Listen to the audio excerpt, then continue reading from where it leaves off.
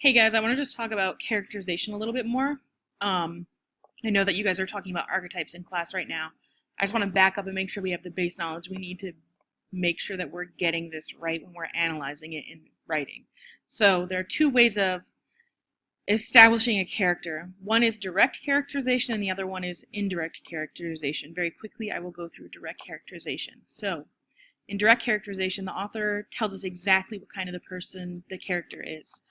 This can be done with things like direct statements like Beowulf is a beast, um, Eeyore is sad, that kind of thing. Or they could be slightly more clever and do it with figurative language such as kennings and epithets.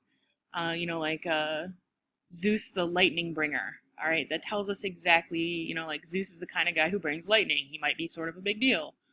So it gives us an idea of exactly what kind of person that character is without us having to do much analysis on our own. All right. Now, on the other hand, there's another way of building characterization called indirect characterization. Come on. All right, indirect characterization uses techniques in writing, such as establishing patterns of speech, thoughts, effects, actions, or looks. All right. So in this case, we want to ask ourselves about these things to establish indirectly what the author is trying to say about the character. For instance, like, what is the character saying? How does the character speak? Is there a dialect there? Is there patterns that we can discern? What are they revealing in their speech? All right. Thoughts, same thing. Now, thoughts are a little bit tricky because we can't always get thoughts depending on what sort of point of view and narration there is.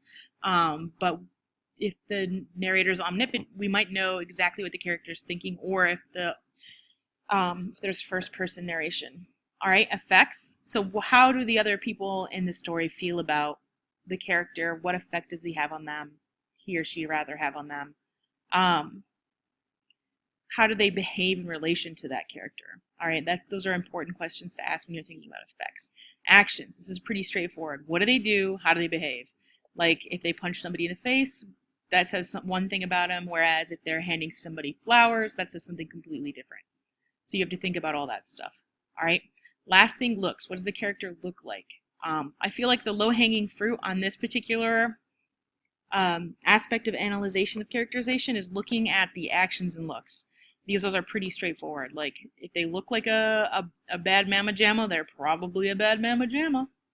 If they act like a bad mamma jamma, they're probably a bad mamma jamma. If they act like a weakling, they're probably a weakling. So those things are pretty well easy to find.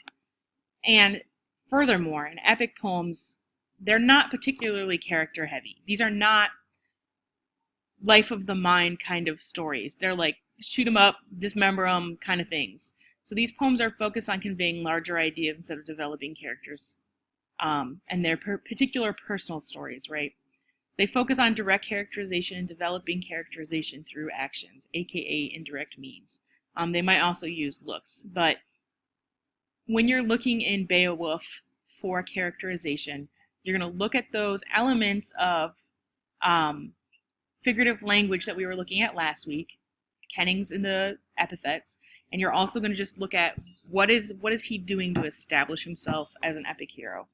And again, your epic hero traits sheet is just going to be folded money in your pocket.